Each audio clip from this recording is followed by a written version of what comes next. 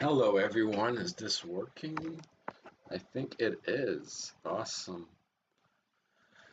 Alright, just being live here like I've been doing lately, just making sure this is working. So nothing too serious for today, just saying hello like I used to because people were getting worried because I wasn't um, talking a lot or doing any videos, just because I've been keeping myself pretty busy with everything going on here between myself, my personal life, and then the company and everything else.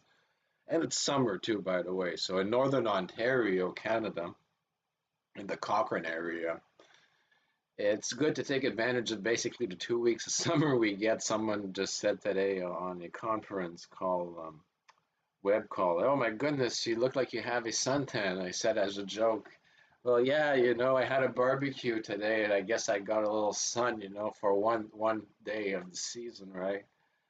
So, got to take advantage of that. And yeah, I just want to say hello to everyone and go live.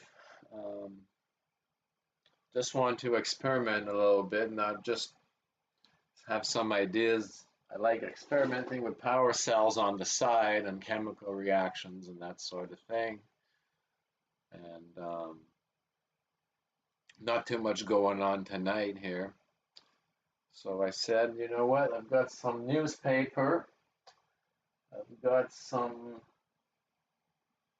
conductive paint ingredients, conductive carbon, water. So I'm going to assume it's kind of similar to this conductive carbon here. So yeah, just some ideas I have to pass the evening, maybe learn something along the way. I never used to like play these things live because sometimes people would be like, why is he doing that, right? Doesn't he already know this or that already? Well, you can't possibly know everything, right? So I gotta try experiments, and I'm always that kind of a person. I like learning it all on my own, in my own ways. So that's what I do.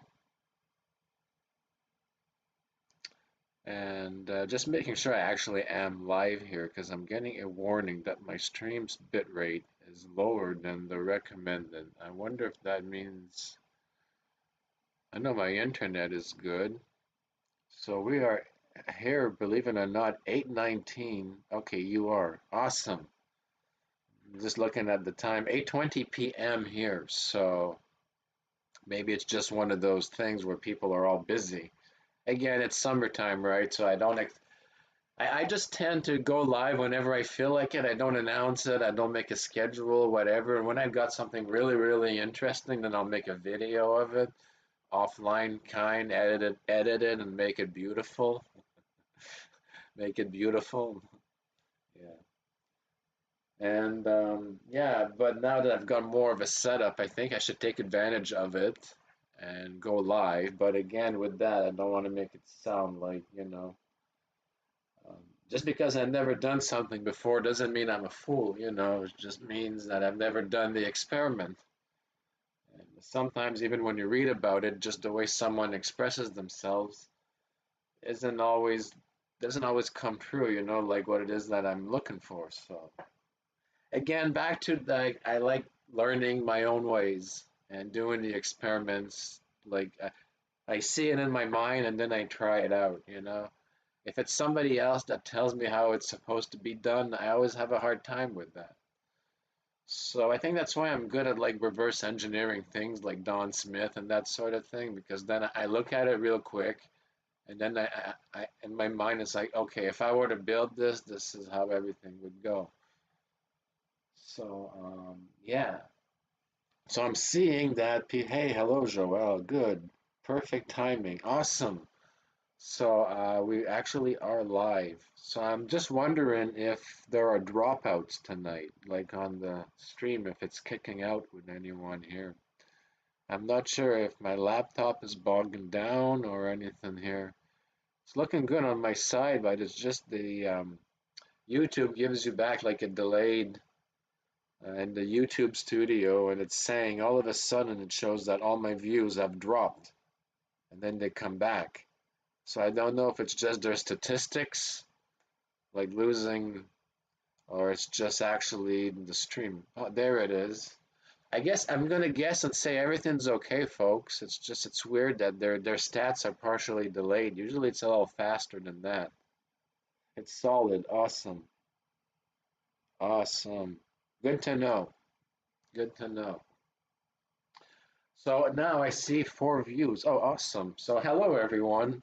We are live as I've been trying to say here, and I want to try something. I was trying to get this radiation meter to work here, and ironically, story of my life, the batteries are dead, and I went to the hardware store and couldn't find the pill batteries, but the little boutique, the Giant Tiger has them, so I'm gonna have to go there tomorrow. Same thing with my old-fashioned, the yellow one here. Takes like flashlight batteries, and I don't have any of those around. Because why? Why do I want to measure radiation all of a sudden, right? Well, it's an idea with my power cells. I've done this before, but I don't think I've ever shared how I actually did it. Um, Ionizing radiation does very interesting effects, even at very, very low intensities. And in relative to power cells, it can become your quote unquote solid state electrolyte, just an alternate route to trying to build power cells if you want to take advantage of something like that. So long, long ago, like maybe 7 years ago, I used, which is what I'm going to try and replicate, something like this here tonight. Here, I'm setting myself up. Um, Old newspaper here. Because again, I'm difficult because I didn't actually go to school to learn any of this. It's just from my own experiments and experience. So sorry if I tend to like drag on when I'm trying to explain here. But anyone, maybe if you're in a city, you'll know what I mean, and you're an experimenter. Is you take these radiation meters, they measure the ionizing radiation, right?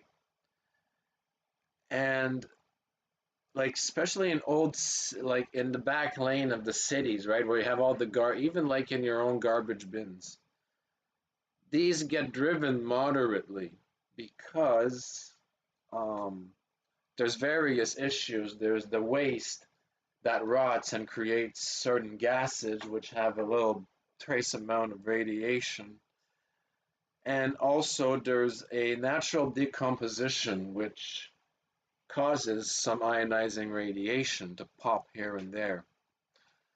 So very light, but needless to say, most radiation meters, if you just stand by, a big old city dump bin, and you just flashed, you'll get some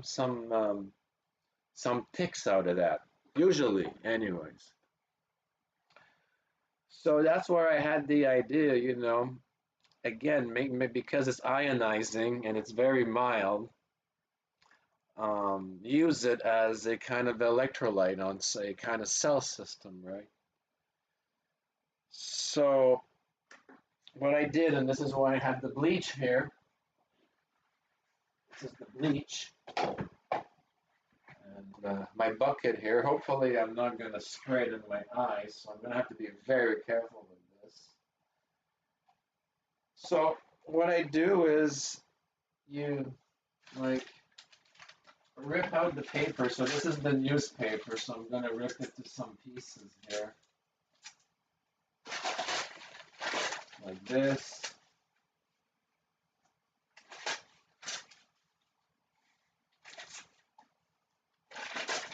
This is gonna take forever. I should have like used a shredder. I have a shredder, by the way, and but this is what my old newspaper in here.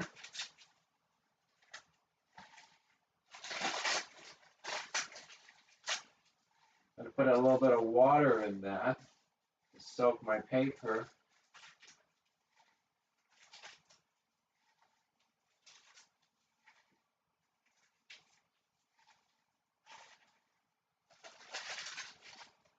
So anyways, what I was getting at with the ionizing radiation of waste, basically as I was walking around when I was much younger, I found this by mistake and I just realized, and then I did the research afterwards to understand that it was an actual natural decomposition that happens among a lot of mass. And it's very quite normal to have that radiation. So that idea came to mind. I said maybe I could harness that natural phenomena somehow, right? So here I did the same thing, and I had this here, and I put just a little bit of water to wet this, and this is like my to mix it up to make a paper mache, like recycling paper.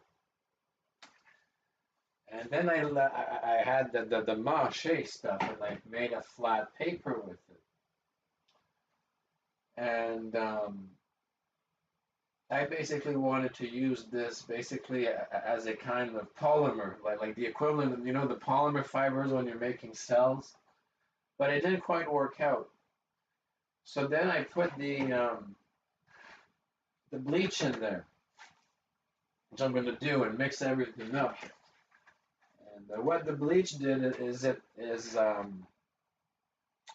the words I'm looking for here. It speeds up the decomposition process of all of this. And as it dries out, the bleach basically traps the ion state of the chemical effect. So you get kind of like a solid state electrolyte fiber.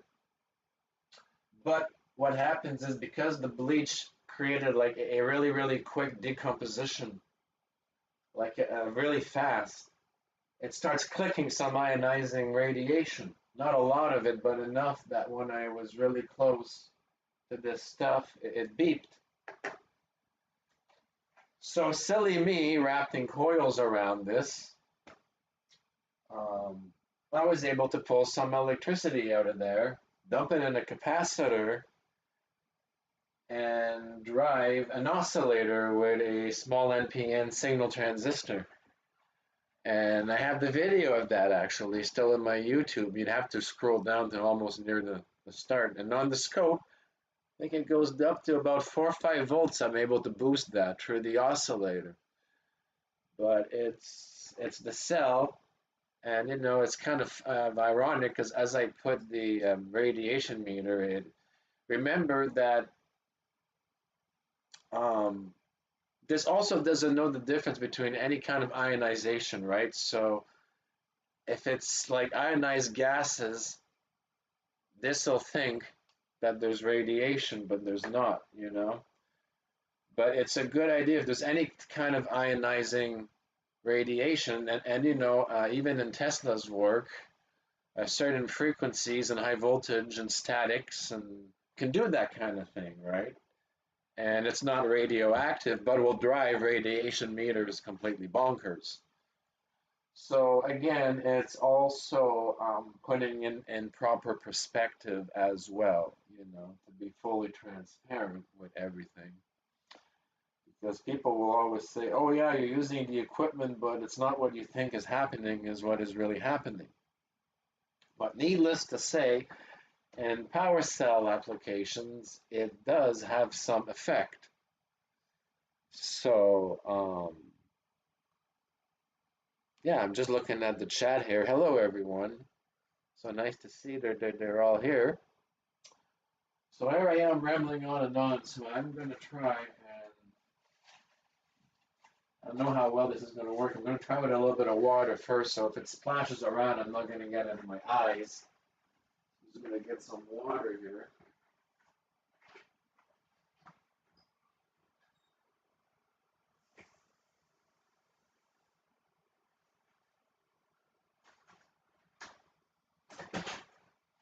All right, there's the water, and the newspaper. Here's my portable blender. All right, does it work? Looks like it's gonna work. All right.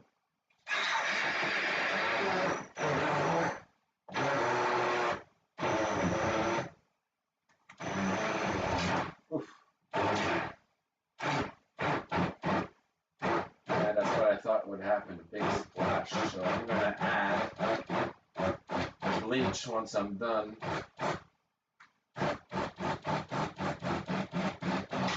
This needs to get like really macheed, like we're recycling it into a pulp. Right now it's still too wet, so what I'm going to do is I'm going to add some more newspaper pieces in there.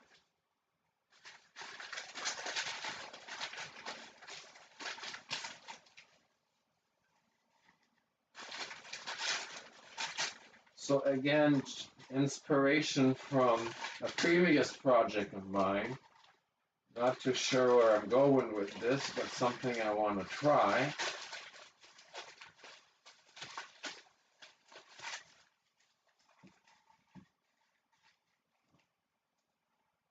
All right.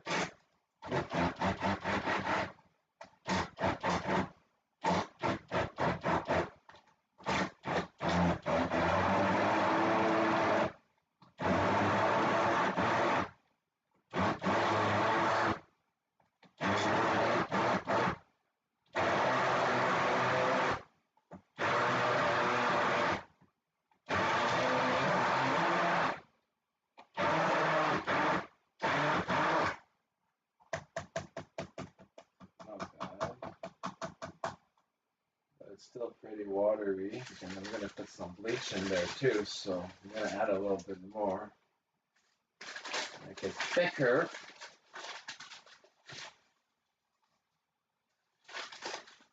So again, this is kind of me being mad scientist mode evening, pretty random here, but as I go along, I will be explaining what I'm trying to do here.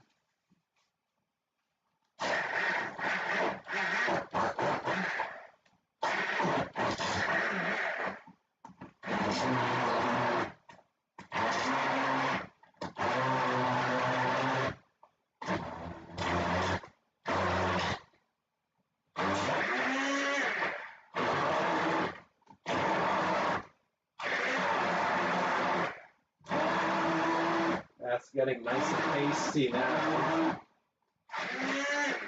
as you can see here. Color looks kind of weird because of all of the ink. That's okay. Let's see. It's still awfully wet. So I'm going to put some more in there. Hope I'm not boring everyone into sleep here. That's what you get when it's raw and unedited.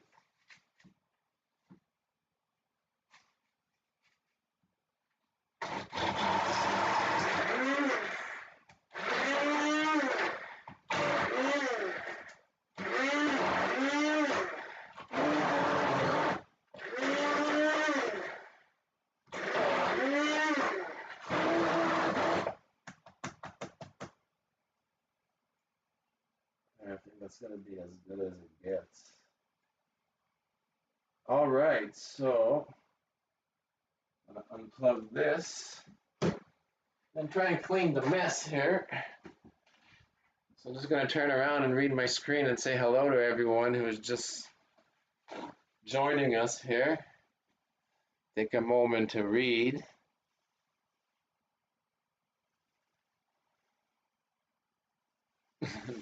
You missed the ingredients. You're going to have to, I guess, reverse the video a little bit to hear it. But yeah, the ingredients is just newspaper, a little bit of water to start it, and I'm going to mix it momentarily with some bleach here. And eventually, this does harden into a solid state. But of course, it's going to take, a week or so, for sure. But what's interesting is it traps, because of the bleach, the ions, and the decomposition does like a very mild ionizing radiation effect. like the decomposition of the garbage, and that enhances, I guess, the transfer of. It's like, in a solid state electrolyte where the ions hop. Essentially, that's what happens here. But it's more like through a gaseous release. But the end result gives you the same kind of, or very similar system. So, here it is. And what I'm going to do is I better find like something to mix that with. Yes, that would be a good idea. Maybe one of those coffee mixers.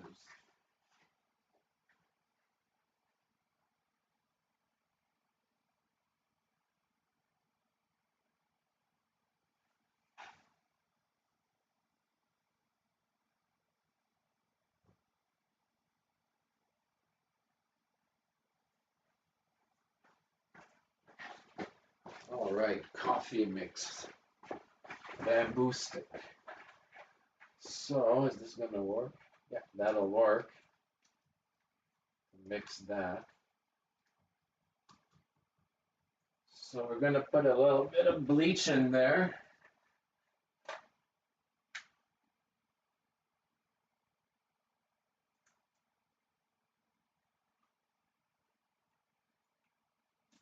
About, I'd say, 2 caps worth of bleach.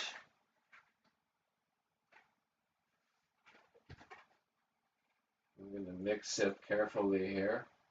Recommend safety glasses. Don't do like me.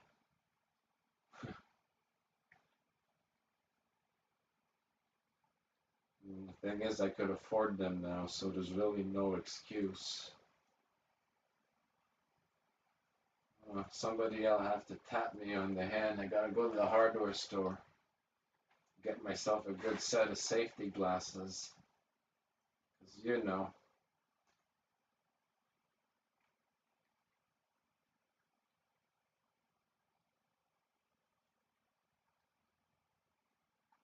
just making sure that's well mixed.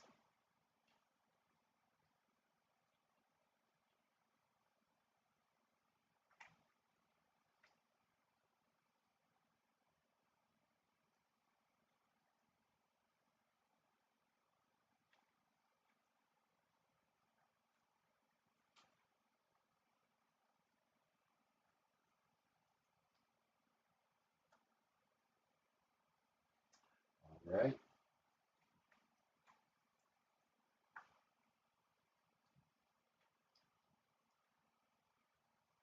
To me, that feels a little bit too wet. I could really smell the bleach, though. I could really smell it. Oof. So what I'm going to do next is, let me think here. Again, kind of going along with it myself here. Um, this is a little wet, but I don't want to have it all over my face. Um,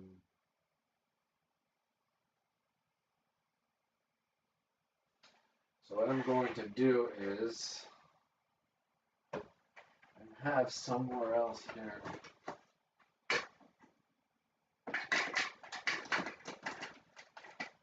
I'm looking for, believe it or not, I have these huge magnesium plates.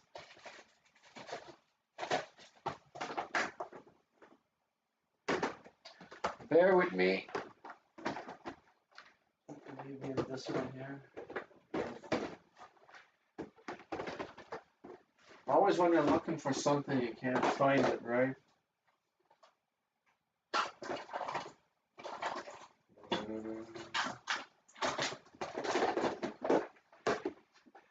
Magnesium plates. I had a bunch of them.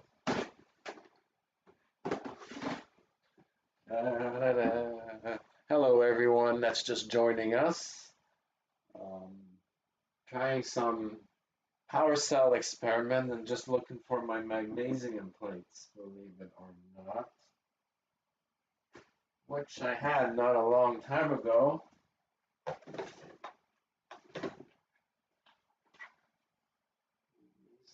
plates, where did you all go?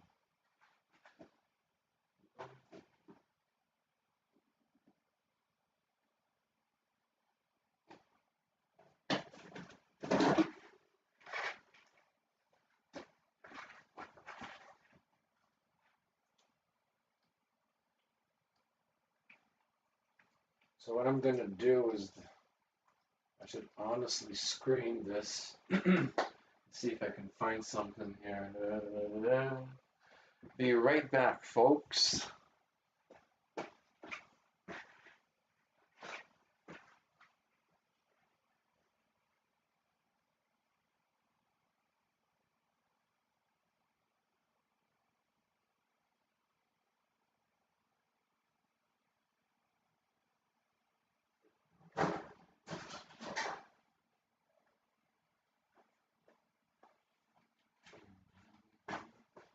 So got this and got that.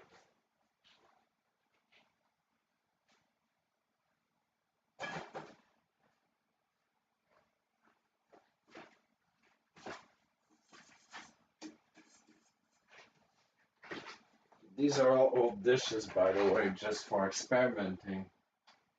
I don't use for my regular cooking. So what I'm going to do, can I do it that way? Yes, I can. Okay. So we're going to screen that.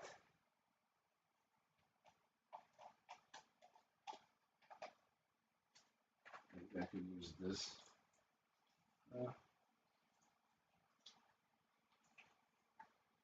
Just want to get most of the fluid out of there.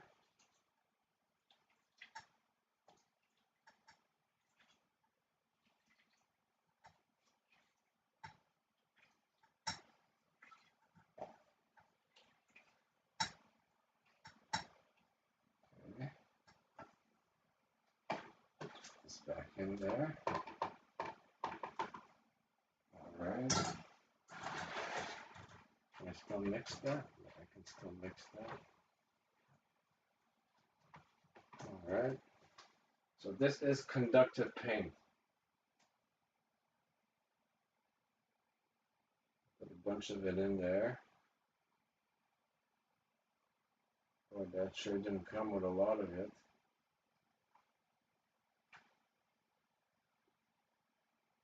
Don't need that much.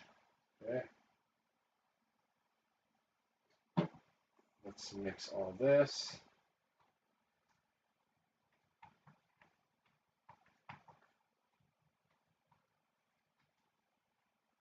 It's gonna look like an awful mess in here.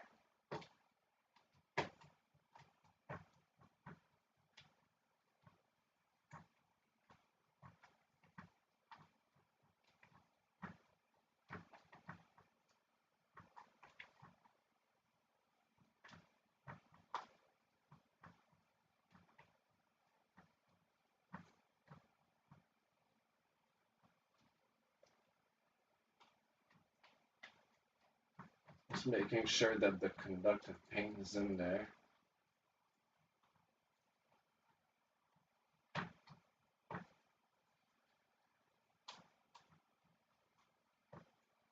So I don't know if this makes any sense to anyone, but baking it's potentially an electrode, like our carbon side.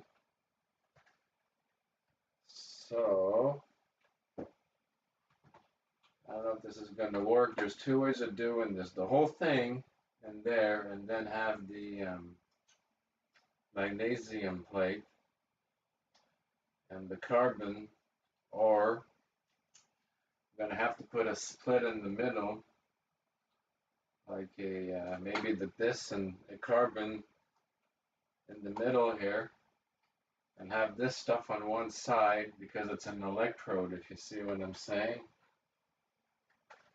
So we got to start somewhere. This is kind of like a hybrid. Remember, this is just on the spot. Might not even, but I did a cell like this long ago, but not in this intention here.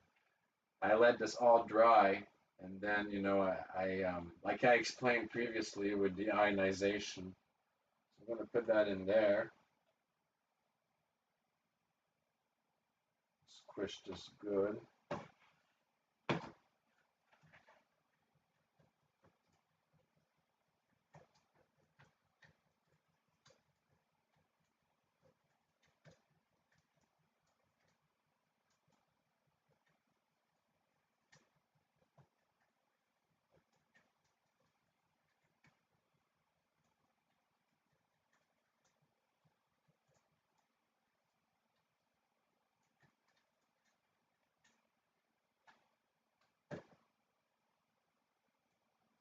I don't think it would work at this point.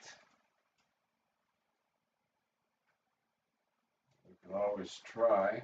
If it is acting in its own electrode and isolated, it could work, but I think we'll need more than that.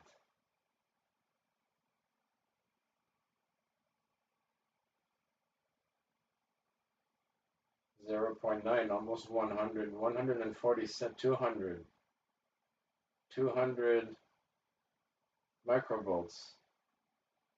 See what I'm getting at? That it's two similar electrodes, right? And we're getting 200 microvolts when you put them in this stuff here. Because this acts as an electrode. So it's a hybrid approach, folks. The electrolyte is also the electrode. How about that? On the spot discovery. Right here. This way here you find a metal that doesn't corrode.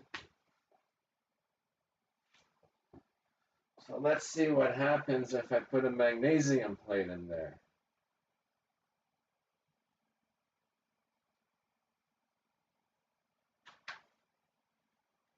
The magnesium plate on one side.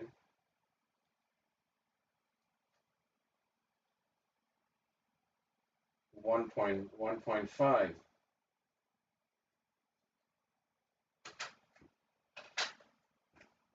And that's the only electrode. The other one is just surface because this is all conductive. So that's going to dry like that. And because of the bleach,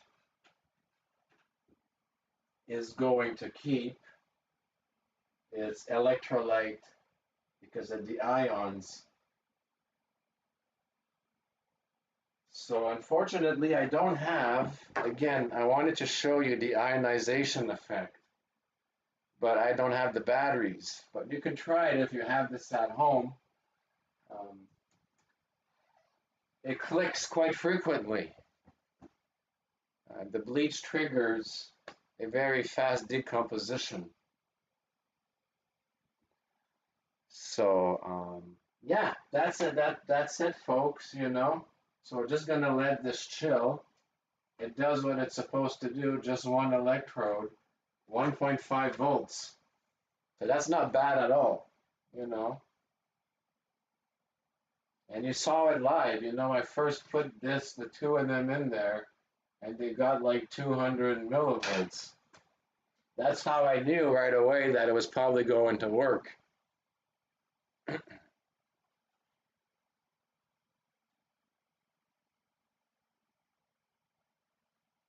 So,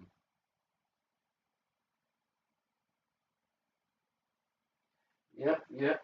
I guess I don't know what to say anymore. This is just the kind of thing, you know, you folks want to know sometimes, oh, what is he up to? What does he do? But this is one of those random things. I had a hunch, I had an idea it would probably work based on something else I did. So I wanted to try it for a while now, and I said, you know what?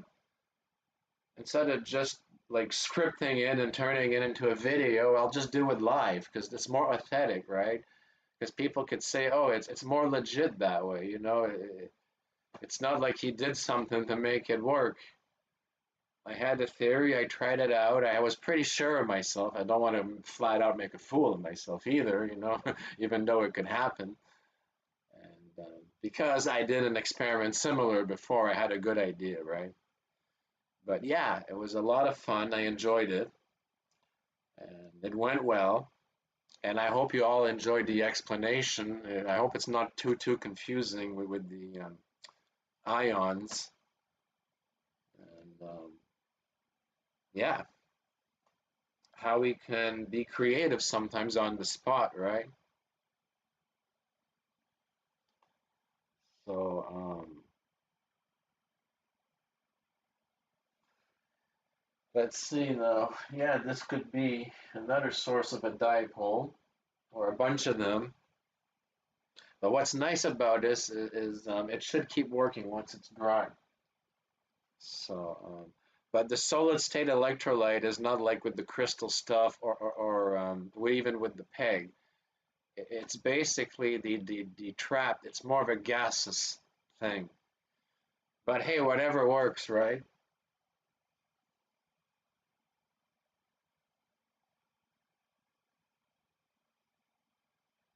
Yeah, I'm fascinated with the power cells too. I don't know why, but they're just so therapeutic to work with. Even though I'm not powering my home or anything like that with them, I think there's so much to learn about, the dipoles and electrostatic potentials and gradient differences, like Tom Bearden would talk about, and how you could basically pulse these things in high Z coils and get a similar Bedini-like effect on the inductive kickbacks. And whatever you want to do with that, it'll charge small capacitors and you can dump them strategically.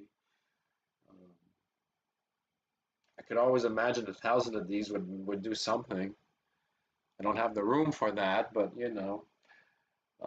what matters is this works. And if someone has the money, you could it's what matters is the nanoscale these days. So if you can cram 1 million of them in a box this big, this is where your current potential comes in. Right now, you've got watts, hundreds, and even kilowatts just by nanoscaling all of this stuff. If you would have such a factory to be able to do that, we're talking about the orders of maybe 200K or more kind of setup, like Silicon Valley or even Texas Instruments, that kind of setup, right?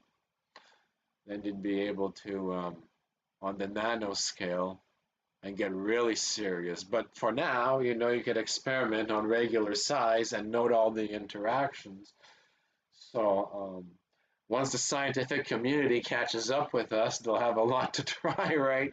Once they have the big boy lab stuff. But always eager to experiment myself with what I can, and if that could inspire people, it's all the best. And yeah. So again, with that, I guess I'm going to say goodbye for now. I thought this experiment was going to go on all night, actually, and it actually went quite well. So I'm going to say good night and thank you for spending time with me, and I look forward to our next um, gathering. Have yourselves all a good day, good night, whenever you are.